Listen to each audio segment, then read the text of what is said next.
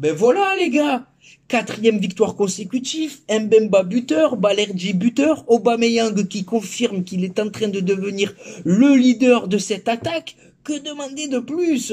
Bonjour à vous supporters marseillais, supportrices marseillaises. J'espère que vous allez bien. On se retrouve aujourd'hui pour une nouvelle vidéo. Et cette vidéo, elle devrait durer beaucoup plus longtemps que prévu puisqu'on va évoquer le débrief de la rencontre d'hier soir et le mercato avec quelques pistes qui commencent à se dégager. Donc on va prendre le temps nécessaire pour évoquer tous ces sujets. Bien entendu les amis, avant de rentrer dans le vif du sujet, je vous demanderai à vous tous de liker la vidéo. Et pour toutes les personnes qui vont me découvrir à travers ce contenu, n'hésitez pas à vous abonner, c'est gratuit, ça aide pour le référencement. Et surtout les amis, ça donne de la force. Donc je remercie toutes les personnes qui le feront.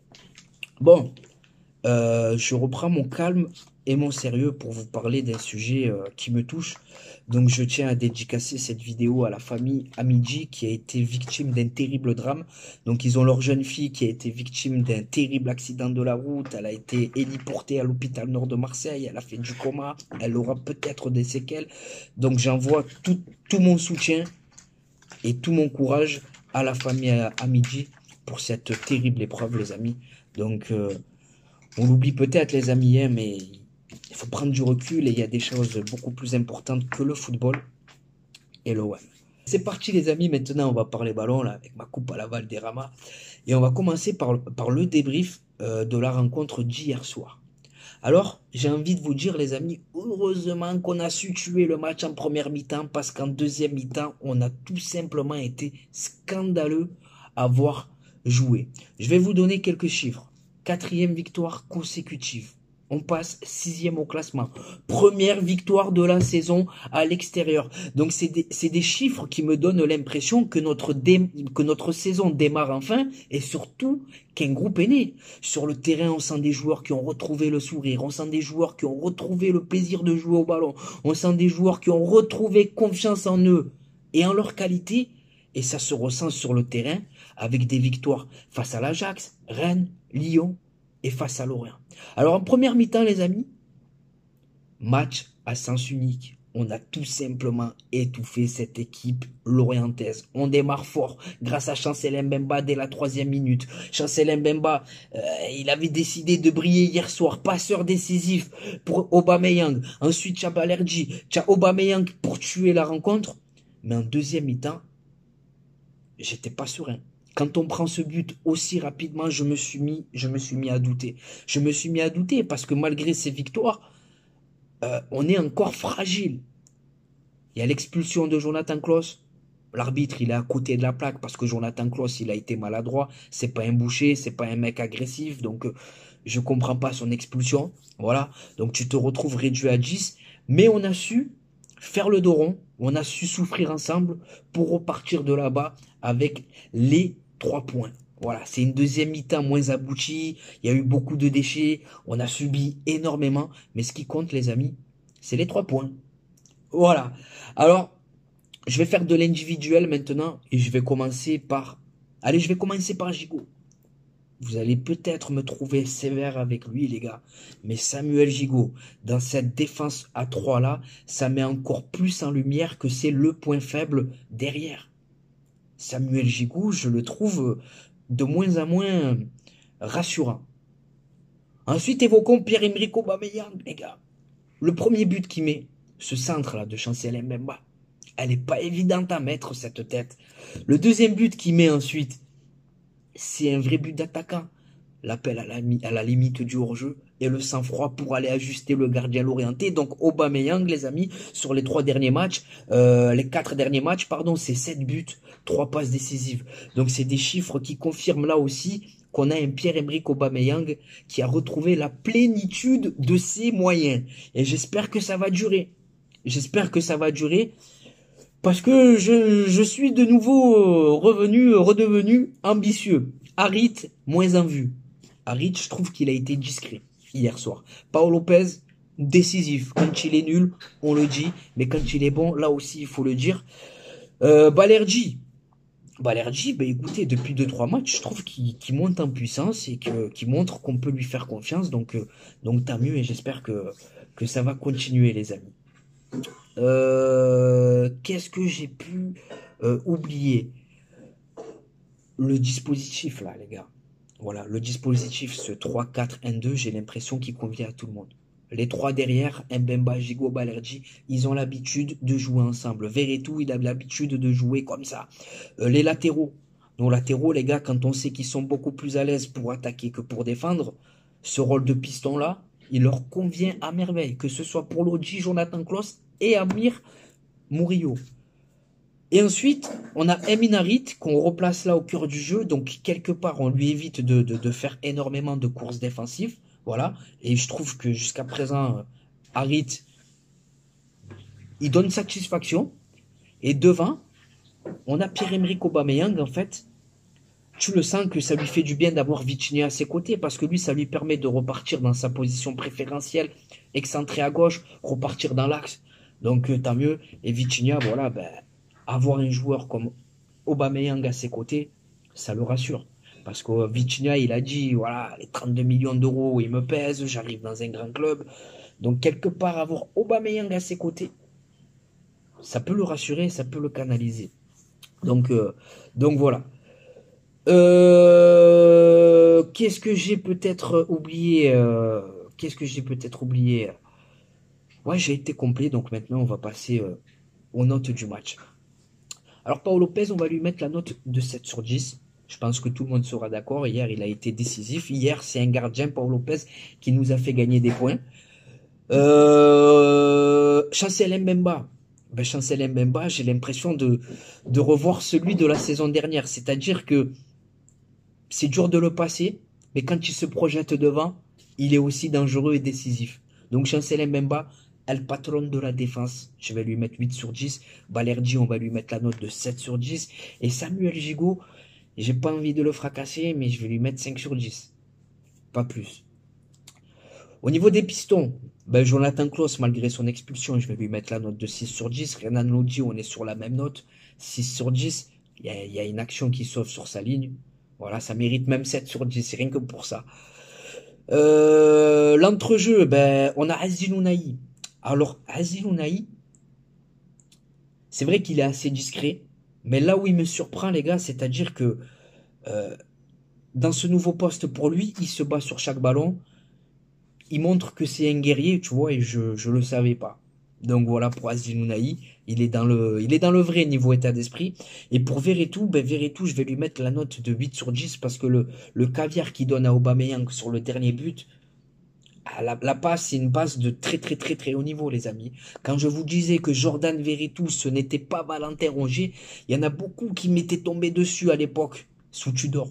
Mais Verretou, je maintiens ce que je dis, c'est un joueur de ballon beaucoup plus complet que Valentin Rongier. Valentin Rongier, dans les 30 derniers mètres, il se passe rien avec lui, il apporte pas grand-chose à l'équipe. Là où Verretou, il prend des risques. Donc Jordan Verretou, 8 sur 10, il est en train de prendre de l'épaisseur dans l'équipe. Eminarit, allez, on va lui mettre la note de 6 sur 10. Voilà, Eminarit, hier, il était peut-être fatigué, on l'a moins vu que face à Lyon. Aubameyang, je pense que tout le monde sera d'accord avec moi. 9 sur 10, c'est mon homme du match. Voilà, il n'y a rien à dire. Doublé. Voilà, Aubameyang. Et Vitinha, ben, on va lui mettre la note de... Allez, on va lui mettre la note de 6 sur 10. Vitinha, hier, il n'a pas forcément été brillant, mais ce que j'aime bien, c'est qu'il se bat sur chaque ballon. Voilà. Ismail Assar, j'ai pas aimé son entrée, les gars. Voilà, Ismail Assar, j'ai pas aimé son entrée. Il a rien apporté à l'équipe. Après, c'est vrai qu'il n'est pas aidé par le carton rouge de Jonathan Klaus. On l'a mis à gauche, à droite. Après, il a joué devant. Mais ça peut être le grand perdant de ce changement de dispositif avec Correa et Iliman Ndiaye. Voilà, j'ai été complet. On a fini pour la rencontre. Maintenant, on va changer de sujet puisqu'on va parler mercato. Alors, je vous cache pas qu'avec ces victoires, je suis redevenu ambitieux, les amis. J'ai l'impression qu'on peut faire une grosse deuxième partie de saison. Mais pour ça, il faudra recruter au mercato, mais avec la masse salariale qui va nous encadrer avec la DNCG, est-ce qu'on pourra avoir les moyens de nos ambitions? Je sais pas, mais en tout cas, il faudra pas se tromper sur les profils des joueurs qu'on va chercher. Il faudra des joueurs qui apporteront une vraie plus-value à l'équipe. Donc voilà. Alors, pour le mercato, ben déjà, j'ai envie de parler de Samir Nasri, les gars. Samir Nasri, On sait qu'il est proche de Mehdi Benassia. Voilà, les deux, ils sont très très très proches. Mehdi Benassia, directeur sportif. Donc je vous cache pas que voir Samir Nasri avoir un rôle dans le club, ça me plairait bien. On le voit de plus en plus au Vélodrome. Donc franchement, Samir Nasri, si on peut lui trouver une place à l'OM, je suis preneur. Tu sens qu'il... En plus, c'est pas un touriste, Nasri. Quand il parle ballon, tu sens que le mec, il sait de quoi il te parle. Il est vraiment passionné par ça. Donc voilà. Alors le mercato, on va l'évoquer parce qu'il y a quelques pistes qui commencent à sortir dans la presse. Et c'est normal. Le mercato, ça ouvre dans 2 à 3 semaines. Donc la première piste, c'est Samuel Ealing Junior. International U21 anglais. Une passe décisive en 5 matchs. Il est estimé entre 15 et 20 millions d'euros. Pour un joueur qui n'a pas prouvé grand-chose, les amis, ça fait quand même cher. Ça fait quand même cher et je pense que pour réaliser une deuxième grosse partie de saison, on aura besoin de joueurs avec de la bouteille. Donc voilà, je suis pas tellement emballé par Samuel Ealing Junior, mais en tout cas, dites-moi ce que vous en pensez en commentaire. Sekou Mara. Sekou Mara, voilà, joueur de championship qui serait pisté par l'OM. Alors Sekou Mara, j'ai une histoire à vous raconter avec lui. Parce que c'est un joueur que j'ai vu, que j'ai pu approcher grâce à mon accréditation journalistique pour le festival Maurice Révélo il y a 2 ans. Et en gros, Sekou Mara, je le croise avec ses agents et j'y suis allé au culot. On parlait déjà de lui à l'époque. Je lui dis en gros, viens à l'OM. En plus, comme tu peux le voir, il fait beau chez nous, viens. Alors, tu as ces agents qui ont souri et tu as lui, en gros, qui me fait comprendre qu'il serait pas contre. Donc, Sekou Mara, c'est comme pour comment on appelle ça? C'est comme pour Samuel Ealing Junior. Voilà, il nous faut des joueurs un peu plus confirmés, voilà. Donc je suis pas tellement emballé par Sekou Mara. Mais quand je lui dis viens à l'OM, c'est juste pour le piquer, les gars. C'est juste pour lui montrer que supporter de l'OM, on est là, frère. La dernière piste, c'est Bruno Onyemachi, 24 ans, latéral gauche de Boavista. Alors je le connais pas, les amis. Même tous les joueurs que je viens de vous citer, je les connais pas spécialement. C'est pour ça que je m'étale pas plus que ça. Mais lui, autant je le connais pas, mais autant j'ai envie de vous dire qu'il faut foncer parce qu'on a besoin d'un arrière gauche. Voilà. Renan Lodji, il va tirer la langue, il enchaîne avec le Brésil, il enchaîne avec tout le monde. Donc voilà, je suis pour l'arrivée d'un autre latéral gauche. Dites-moi les gars ce que vous pensez de tout ça, hein, en commentaire. Hein. Samuel Ealing Junior, Sekou Mara et Bruno Onyemachi. Voilà. Après les gars, est-ce qu'on pourra recruter au mercato? Je sais pas. Hein. Il y a la DNCG, donc je sais pas. Mais là, à première vue, j'ai envie de vous proposer, pourquoi pas. Allez, je vais réfléchir là, spontanément, pour vous proposer 2 joueurs. Qui je peux vous proposer? Qui je peux leur proposer, la famille? Bien. Et toi? Qui je peux vous proposer en Ligue 1? Je cherche, les amis, je cherche. En Ligue 1 qui serait accessible. Qui a... Ah, je sais pas, comme ça, les amis. Je sais pas, mais je pense qu'il faut aller en Serie A. On va aller plutôt en Serie A. Et en Serie A, il y a plusieurs joueurs intéressants. À commencer par le poste de latéral gauche. Piston. Alex Sandro, défenseur international de la Juventus, international brésilien de la Juventus de Turin. Il est dans une situation contractuelle un peu particulière. Benassia, il a ses entrées à la Juve. Longoria, il a ses entrées à la Juve. On leur a donné Milik. Donc Alex Sandro, je trouve que ça se tente. Ça peut être intéressant. Et ensuite, allez, on va rester sur la Juventus de Turin. Qui je vais vous proposer à la Juventus de Turin, les gars? Qui je vais vous proposer? C'est compliqué, c'est compliqué. Qui je vais vous comp...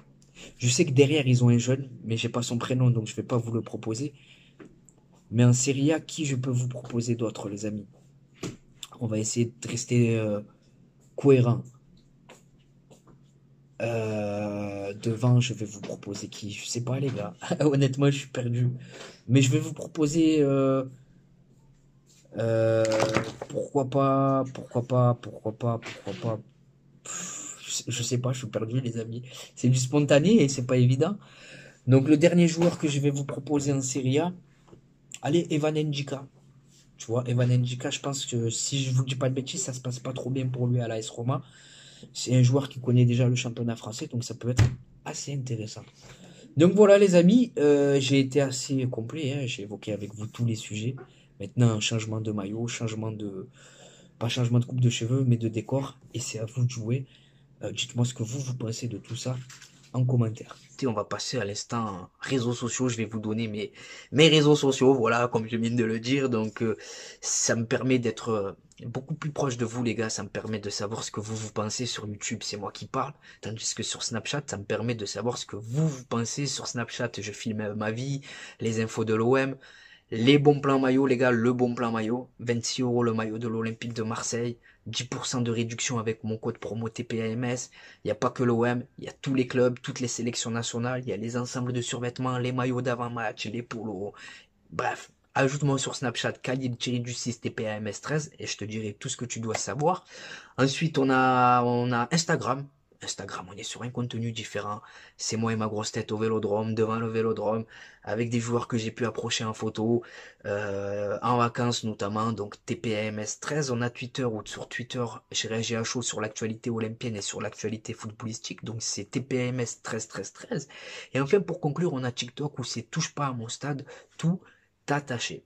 Donc voilà les amis, c'est pour vous, c'est cadeau. Maintenant c'est à vous de jouer, c'est à vous de contribuer au référencement de cette vidéo en la likant, en vous abonnant et surtout en me disant ce que vous pensez de tout ça en commentaire. C'était Khalil de Touche pas à mon stade. Je vous souhaite de passer une bonne journée ou une bonne soirée selon le moment où vous visionnez cette vidéo. Et n'oubliez pas les amis, notre virus à nous, c'est le web.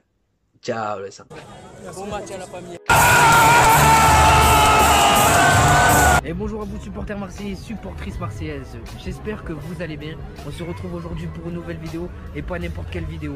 24 heures dans la peau d'un supporter marseillais et comme vous pouvez le voir, aujourd'hui le cadre il est tout simplement magnifique. Bien accompagné en attendant le match explosif qui nous attend de ce soir, Olympique de Marseille, Bayer Leverkusen. Donc au programme les amis, là on se rafraîchit, on s'hydrate bien entendu. Et juste après, direction le Vélodrome pour vous faire vivre l'ambiance exceptionnelle qui nous attend ce soir. Devant le stade Vélodrome, il y a une marée les gars, il y a une marée, c'est impressionnant. Le retour de l'Olympique de Marseille, t'en penses quoi? Allez l'OM les gars, tout simplement. La légende olympienne les amis, monsieur Charles de Bonneau. Et regardez les amis comme il est accueillant, fait la photo avec tout le monde. Hein. Normal. Un mot pour le mercato. Le mercato, pour l'instant, est extraordinaire. On peut faire confiance aux dirigeants. Oui. Ce qu'il y a de certain, c'est qu'il y a d'autres joueurs qui vont arriver. Oh, merci, merci. Et encore merci pour tout ce que tu as pu faire pour l'Olympique de Marseille. C'est normal.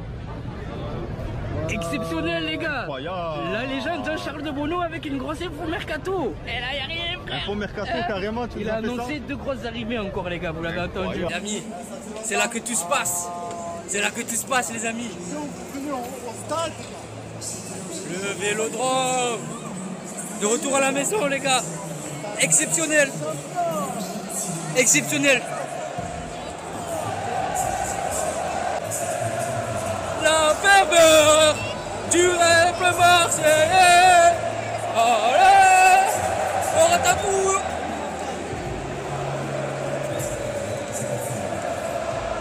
On est posé les amis, on attend patiemment que le match démarre, comme vous pouvez le voir. C'est magnifique les amis. Magnifique.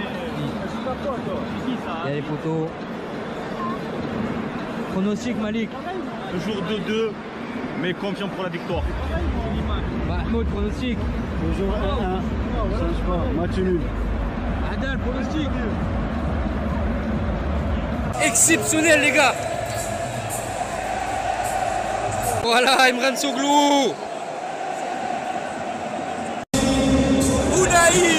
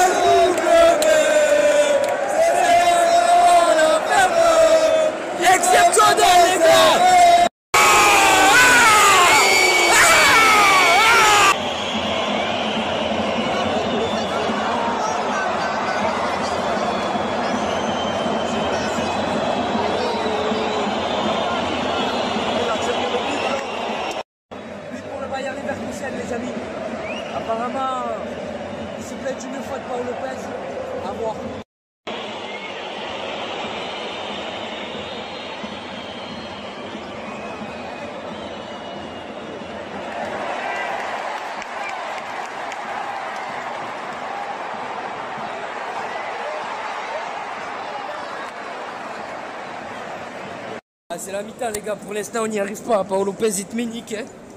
Paul Lopez, il te met nique. Défensivement, c'est fragile. Offensivement, bon, il y a 2-3 choses intéressantes.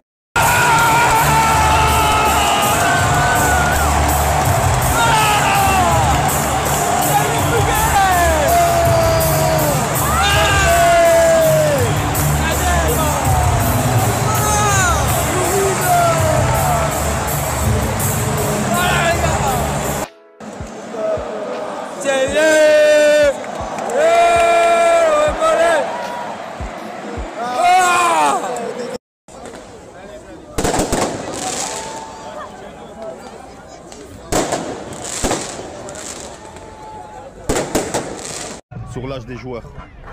Mahmoud, Manu.